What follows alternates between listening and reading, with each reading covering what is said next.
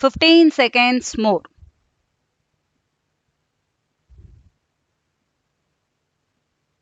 Five seconds. Get ready. Start.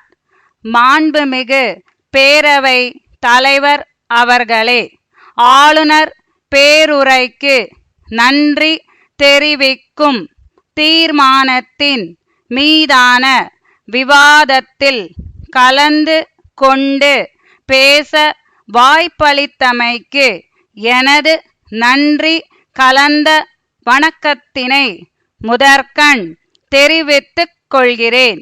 ஆளுநர் உரை நல்ல பல அம்சங்களை கொண்டதாக அமைந்துள்ளது என பல்வேறு பத்திரிகைகள் பாராட்டி உள்ளன.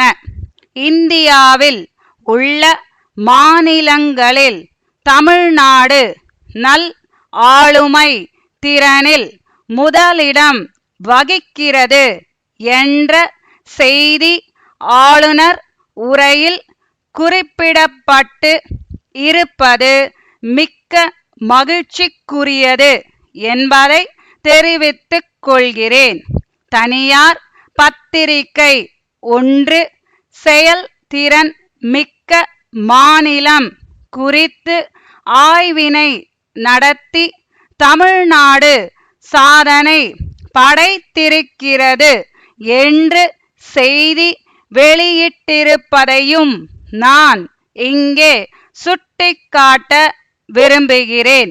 அரசின் ஆக்கப்பூர்வமான நடவடிக்கைகள் காரணமாக அனைத்து துறைகளும் வளர்ச்சி அடைந்து தமிழ்நாடு இந்தியாவிலேயே முதன்மை மாநிலமாக திகழ்கிறது என்பதையும் மாண்புமிகு உறுப்பினர்கள் ஏற்றுக்கொள்வார்கள் என நம்புகிறேன்.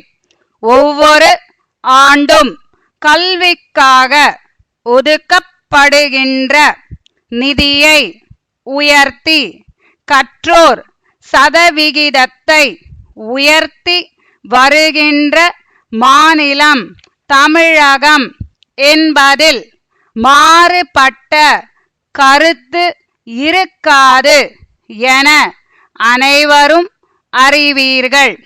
மாணவ மாணவியரின் கல்விக்கு தேவையான அனைத்து வசதிகளையும் விலையின்றி அரசு செய்து தருவதன் காரணமாக மாணவர்களின் இடைநிற்றல் விகிதம் வெகுவாக குறைந்துள்ளது. பள்ளிகளை தரம் உயர்த்துதல், கூடுதல் வகுப்பறைகள் கட்டி தருதல், ஆய்வகங்கள், கழிப்பறைகள் போன்ற பிற வசதிகளை புதிதாக ஏற்படுத்தி தருதல் காரணமாக அரசு பள்ளிகளில் மாணவர் சேர்க்கை கணிசமாக உயர்ந்துள்ளது என்பதை மகிழ்ச்சியுடன் குறிப்பிட விரும்புகிறேன். இதே போன்று உயர் கல்வியிலும் தமிழ்நாடு இந்தியாவிலேயே முதலிடம் வகிக்கிறது என்பதை தெரிவித்துக் கொள்கிறேன்.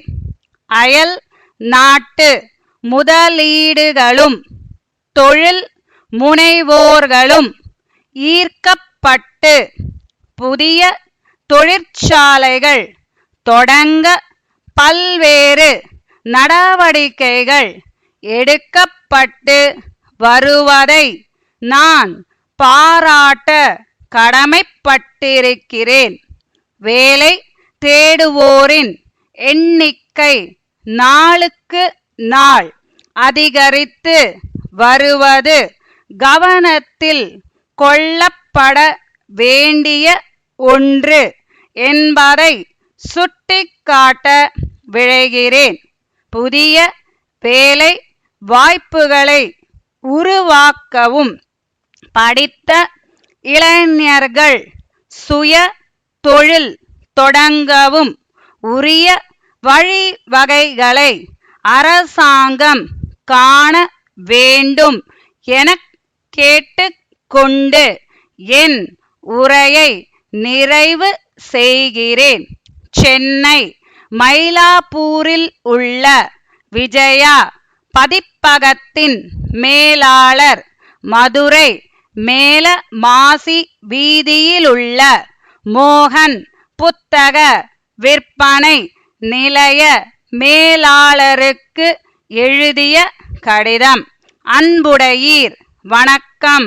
10ஆம் வகுப்பு மற்றும் 12ஆம் வகுப்பு படிக்கும் மாணவர்கள் எளிதில் புரிந்து கொள்ளும் வகையில் வழிகாட்டி நூல்களை சிறந்த முறையில் அச்சிட்டு வெளியிடும் பணியில் எங்கள் நிறுவனம் கடந்த 10 ஆண்டுகளாக ஈடுபட்டு வருகிறது.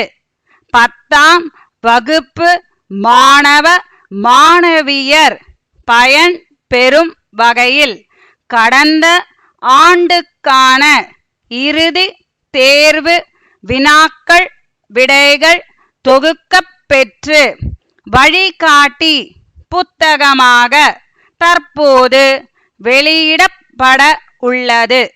தமிழ்நாட்டின் பல்வேறு பகுதிகளில் உள்ள புத்தக விற்பனையாளர்கள் இந்த புத்தகத்தை அனுப்பி வைக்குமாறு எங்களுக்கு கடிதங்கள் மூலம் கேட்டுள்ளார்கள். எனவே தங்களுடைய தேவை குறித்து எங்களுக்கு உடனடியாக தெரிவித்தால் அவற்றை அனுப்பி வைக்க தயாராக உள்ளோம். தங்கள் நம்பிக்கை உள்ள